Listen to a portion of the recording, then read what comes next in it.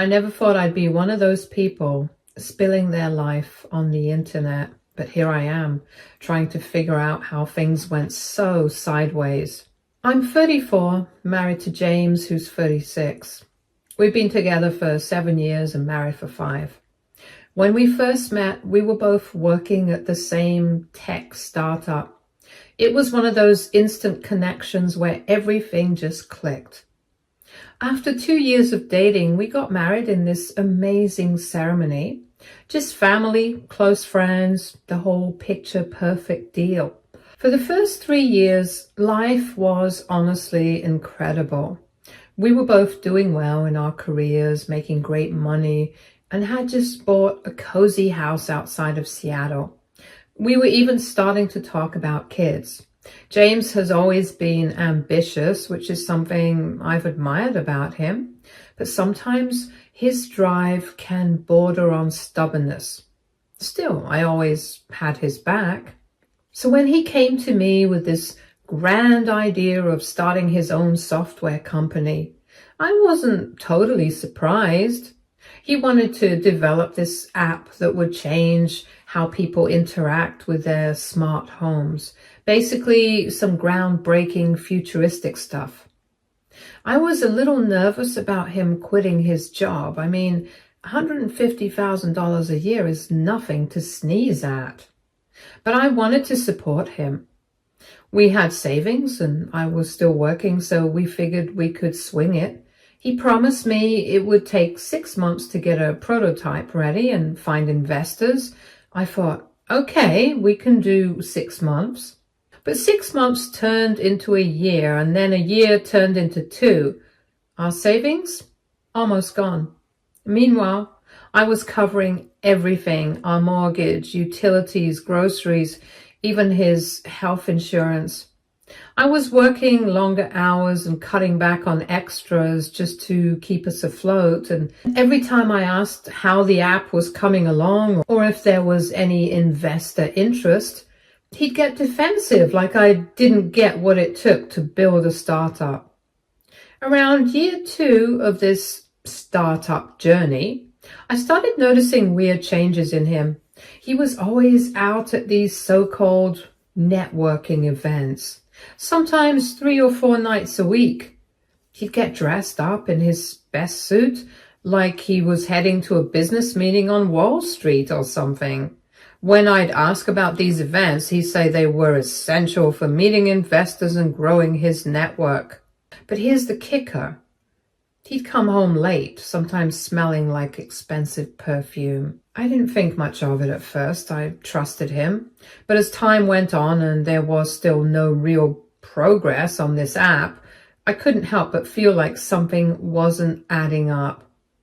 When I suggested he pick up a part-time job to help with expenses, he got annoyed and told me he needed to stay laser-focused on his vision.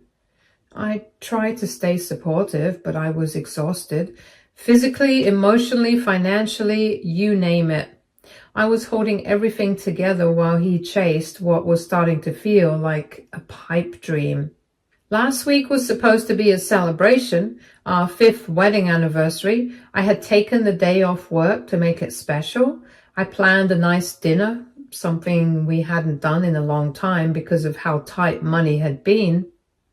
I even went out of my way to get him a new laptop since he'd been complaining for months that his old one was too slow for coding. I thought maybe this could be a fresh start, a chance for us to reconnect and move forward. He came home around 6 that evening, looking polished in a suit I didn't recognize. I remember being excited to surprise him with dinner and the laptop, but that feeling didn't last long. Before I could even say anything, he handed me a manila envelope. He was smiling like it was the best news ever. Inside the envelope were divorce papers. I just stood there, completely stunned, as he started explaining himself in the most casual way. Turns out he'd been seeing someone else, Melissa, a 40-year-old venture capitalist he met at one of those networking events he was always attending. She apparently saw his potential and was going to fund his new startup. I couldn't even process what he was saying at first, but the more he talked, the worse it got. He admitted they'd been together for 8 months. The networking events he'd insisted were so critical, they were just dates with Melissa. And the cherry on top, he'd been using our joint credit card, my money, to fund their fancy nights out. Meanwhile, I was working extra hours, cutting back on everything and scrambling to pay off that same credit card every month. What really broke me wasn't just the cheating. It was how smug he was about it. He made it clear that he wasn't just leaving me for Melissa. He planned to take half of everything we owned, including my retirement savings, because he believed he was entitled to it after sacrificing his career for his startup. The startup, by the way, he hadn't even worked on for over a year. But here's the thing. I'd seen this coming. Not all of it, but enough to know something wasn't right. Over the past several months, I started noticing little red flags that didn't sit well with me. His defensiveness when I asked about the app, the vague answers about his networking events, the way his laptop was always shut whenever I came into the room. I didn't want to jump to conclusions, but I also couldn't ignore my gut. I started documenting everything. I kept records of every single expense I covered while he was building his dream. I tracked all the charges on our joint credit cards, including the ones that didn't add up. And 6 months ago, I went a step further. I installed cameras in our home office. That's when I got real confirmation. I caught him on video admitting to a friend that he wasn't working on the app at all. Instead, he was just biding his time while looking for a better option in the dating world. That was when I decided to protect myself. For the past 3 months, I've been quietly meeting with one of Seattle's top divorce attorneys. Together, we built a solid case, financial records showing I had single-handedly supported us for 2 years, evidence of his infidelity and proof that he'd wasted marital assets on his affair. In Washington state, infidelity might not directly affect the divorce outcome, but wasting marital funds on an affair, that matters. The day after he handed me those divorce papers, I filed my own petition. Not only did I have the receipts, literally, but I also had a legal team ready to go. He thought he was blindsiding me, but the truth is, I've been preparing for this moment for months. When we showed up in court for the initial hearing, I could literally see the color drain from James's face. My lawyer laid out all the evidence, and when the judge heard how James had spent over $50,000 of my money on expensive dates, hotels, and lavish gifts for Melissa, his expression was priceless. The real gut punch came when the judge took particular interest in the footage I had of James admitting to manipulating me. He thought he could pull one over on me, but the tables had turned. The court ruled in my favor, granting me temporary control of our joint assets. That meant freezing our accounts and keeping the house for now. I'll admit, part of me felt a huge sense of relief, at least for the time being. I could breathe without worrying about him draining every last penny while I was left holding the bag. Since the hearing, though, things have gotten even crazier. I found out that James had been inflating the seriousness of his relationship with Melissa. Yes, she's wealthy, but here's the twist. She's married, too. When her husband found out about the affair, he threatened to cut off all financial support that James had hoped to rely on. So just like that, Melissa ghosted him completely. She left him high and dry with nothing. Now, James has been blowing up my phone nonstop, sending a mix of messages. One minute he's begging me for forgiveness, saying he'll do anything to fix things. The next, He's threatening to destroy me if I don't withdraw my divorce petition. It's honestly exhausting. He's been crashing on his friend's couch, claiming he's broke and can't afford a lawyer because I froze our joint accounts, something I was legally allowed to do, by the way. If that wasn't enough, his friends and relatives are bombarding me with messages of how I should rethink my decisions, otherwise I will lose a good guy. I have to admit, I feel a mix of emotions. On one hand, I feel completely vindicated. He treated me like nothing more than a source of income, and now he's paying for it. But on the other hand, it's heartbreaking. It's hard to see someone I once loved so much in this state, especially when I never imagined it would end this way. Part of me just wants to drag this out as long as possible, to make him feel the consequences of his actions. I want him to suffer for betraying me, for throwing away 5 years of marriage, and for treating me like an ATM. I feel justified in wanting that.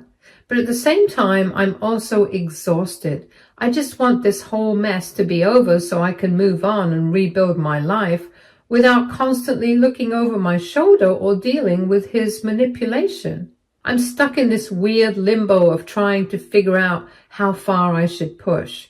Should I be generous with a settlement since we were married for 5 years? I don't know. I keep thinking about what's fair and what will allow me to heal. At the end of the day, I just want peace. So I'm reaching out to see if anyone's been through something similar, or if anyone has advice on how to navigate this emotional and legal roller coaster. I'm torn between doing what feels right and being more merciful for the sake of closure. Update 1. First off, I just want to say thank you all for the overwhelming support. Seriously, your comments and advice have meant the world to me. I've read every single one, and honestly, they've helped me keep my head above water during this entire nightmare. So here's what's happened since my last post. Yesterday, things took another wild turn. James showed up at my workplace, and it was just chaos. He caused a scene in the lobby, literally crying about how he'd made the biggest mistake of his life and how Melissa had taken advantage of his vulnerability. And I don't even know what to say about that. He made it sound like he was some kind of victim in all of this. Anyway, security had to step in and escort him out, which was honestly embarrassing for him, but I didn't have any sympathy at that point. Naturally, I didn't waste any time. I called my lawyer immediately and he filed for a temporary restraining order. The judge granted it this morning, and that felt like a small victory for me. At least now I have some protection from this whole emotional roller coaster he's been putting me through. It gets crazier though. I've been hearing through mutual friends that James has been telling people I was emotionally abusive and that I forced him to quit his job to start the company. It's honestly laughable because anyone who knew us back then can tell that it was completely his idea. I even tried to talk him out of it, telling him he was throwing away a solid career and that we should play it safe for a while. But I had all our text messages and emails from that time saved, showing that I was against the idea and that it was all him pushing for it. My lawyer says this whole attempt to tarnish my reputation is just going to hurt his case. It's almost like he's grasping at straws, but I'm ready for whatever he throws my way. The real kicker? Melissa's husband. Yes, her husband reached out to me. Apparently Melissa isn't even divorced yet. They're just separated. The whole millionaire venture capitalist persona she sold James? It's a lie. She had told him that she was worth millions after a big tech exit, but it turns out most of her assets are still tied up in her ongoing divorce. She had been stringing James along, telling him that once her divorce was finalized, she'd help fund his startup. I couldn't help but laugh at the karmic timing. It's like the universe was just waiting to expose the truth, and now James is left with nothing. Since then, I've been processing a lot. The fact that he was willing to throw away everything for someone who wasn't even being honest with him just blows my mind. And that he's trying to play the victim when he's the one who messed up. It's not lost on me, but it's also hard. There's still that small part of me that wishes he'd own up to his mistakes without trying to manipulate everyone around him. I guess I'm still holding on to the person I thought he was, but every time he does something like this, it gets harder to remember why I ever trusted him in the first place. I've been in touch with my lawyer about the next steps. I'm not backing down from this, no matter how many attempts James makes to change the narrative. My goal is to get this divorce settled as quickly and fairly as possible, but I'm not going to let him walk all over me anymore. I'm standing my ground, and even though I'm emotionally drained, I'm not going to let him get away with what he's done. I'm still figuring out my next steps, but I feel a little lighter knowing that I'm taking control. The court decisions, the restraining order, the information about Melissa, it's all starting to piece together into some kind of justice. I'll keep you all updated as things progress. Thanks again for being there for me. You are all helping me rebuild my strength one step at a time. Update 2. Things have been escalating fast. After receiving the restraining order, James completely lost it. It was like watching someone unravel in real time. He created multiple fake social media accounts to harass me, flooding my inbox with messages and spreading more lies. It honestly felt like I was living in a nightmare, with him trying to paint me as some kind of villain. The worst part was that he started telling people these elaborate stories, claiming that I had embezzled money from our joint accounts to fund a gambling addiction. As if that wasn't crazy enough, he even contacted my parents, trying to manipulate them into believing his version of events. It was a low blow, to say the least.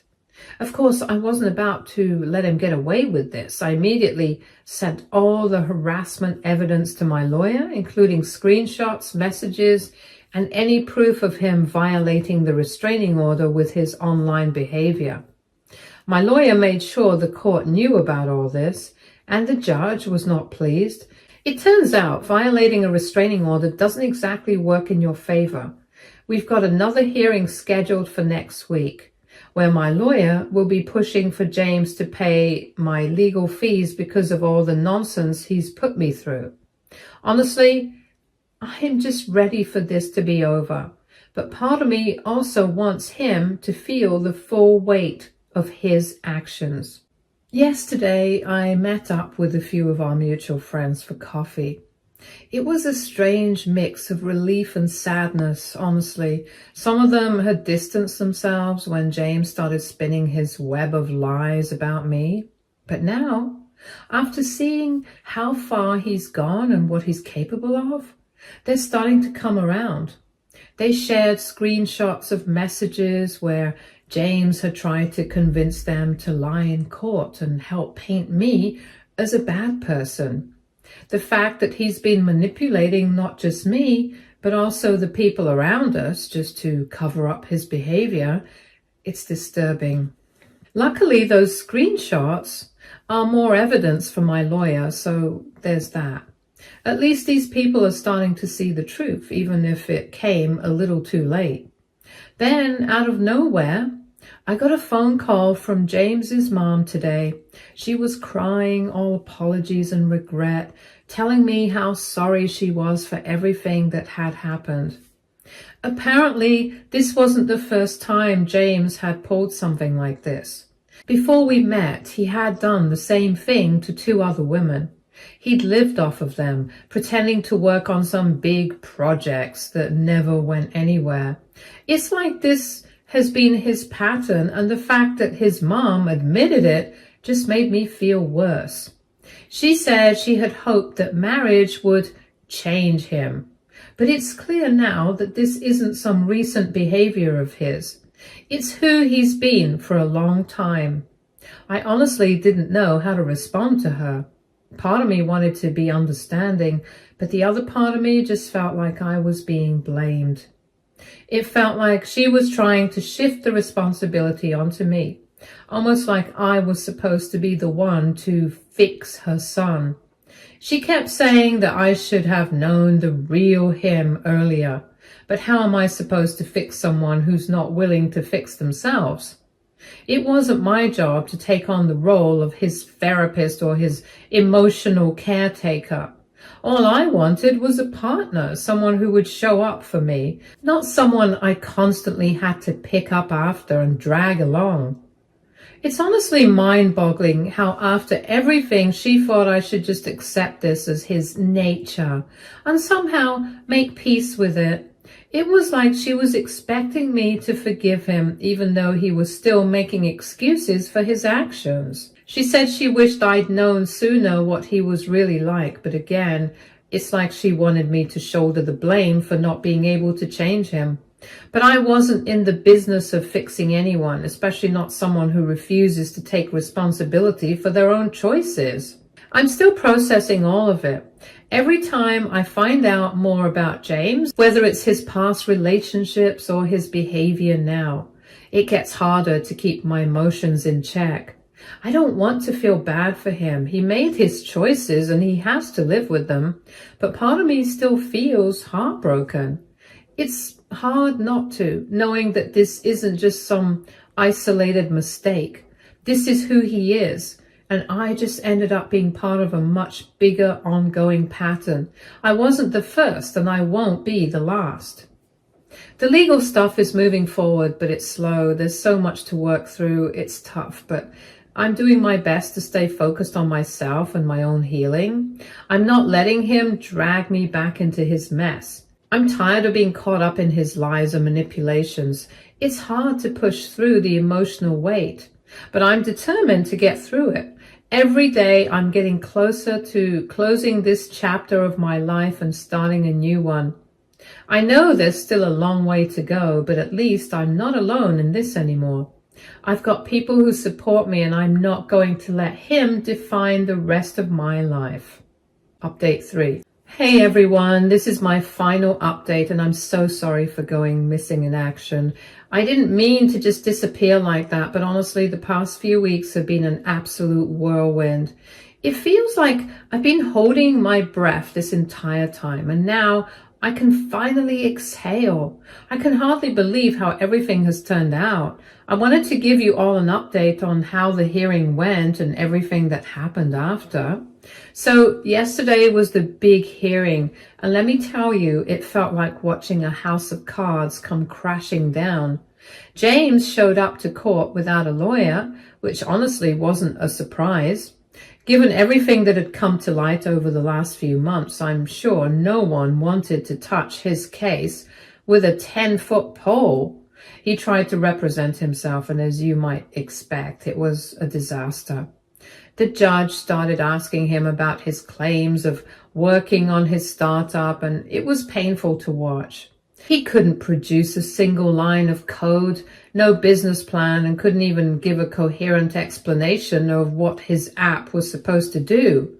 It was like he thought he could just talk his way out of everything, but as soon as he started talking, it was clear to everyone in that courtroom that he didn't know what he was saying. It felt so surreal, watching him try to spin these lies and realizing just how ridiculous they sounded. There was no one buying his story, not the judge, not the court, not anyone. It was honestly almost embarrassing for him. Then came his attempt to explain the $50,000 he spent on Melissa. He called it business development expenses, like that was supposed to justify everything. The judge didn't even blink before shooting that down.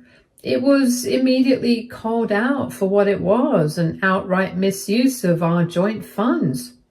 I could feel a weight lifting off my shoulders as I watched James fumble and fail to back up anything he'd said.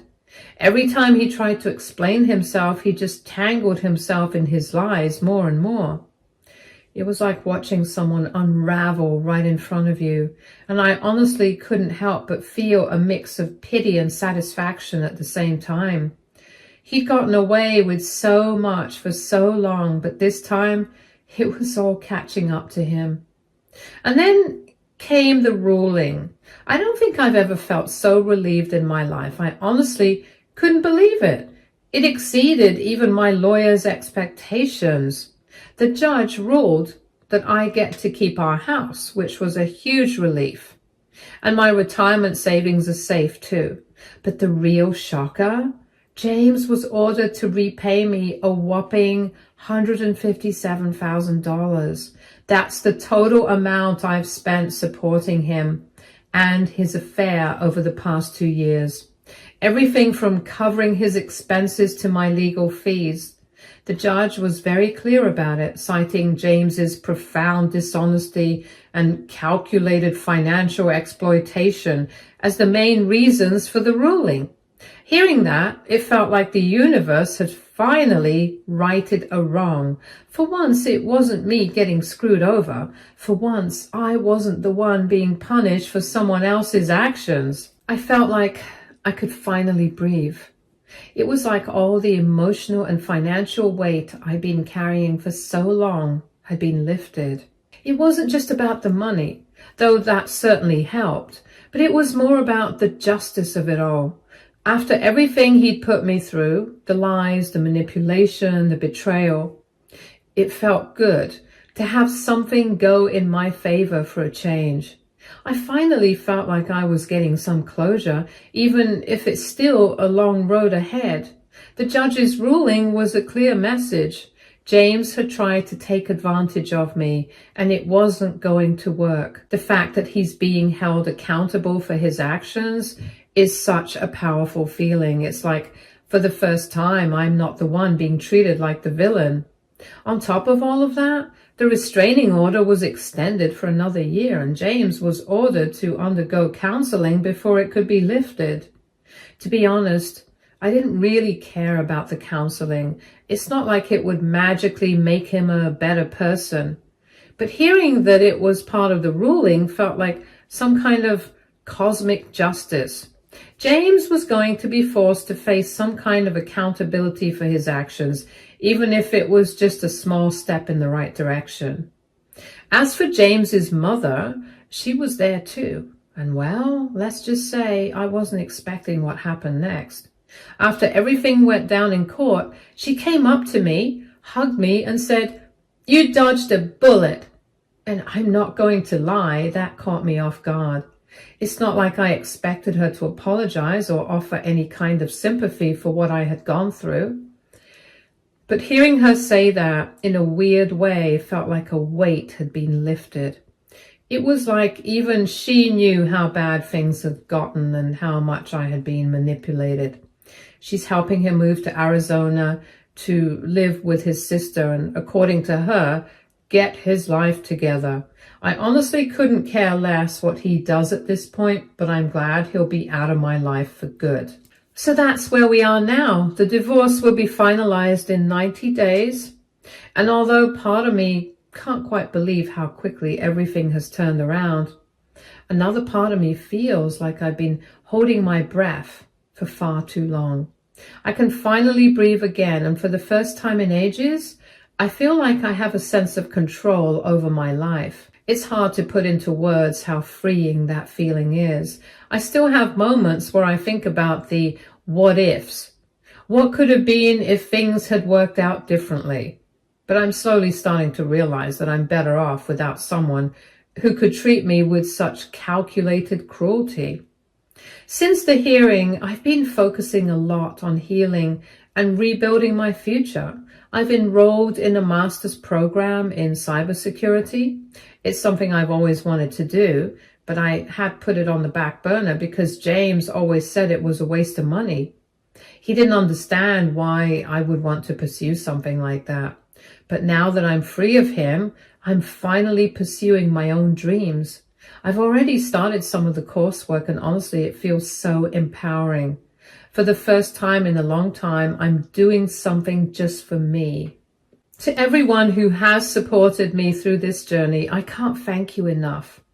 Your kind words, advice, and encouragement have kept me going when I felt like I was on the verge of giving up. You reminded me that I'm not alone and that I deserve better than what James was offering.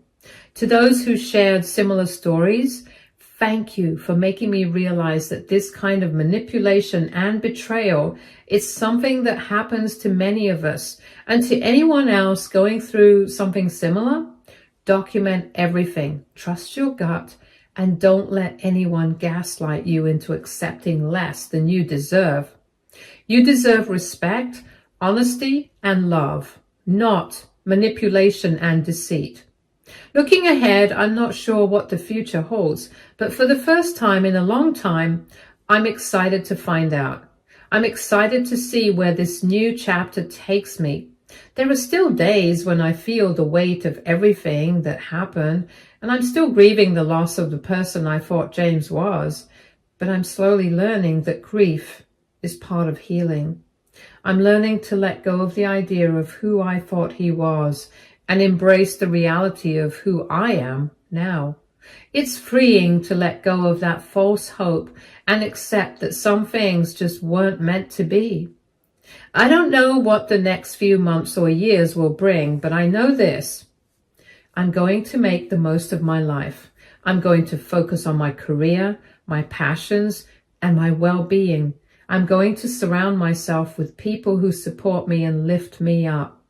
I'm done with people who try to take advantage of my kindness and generosity.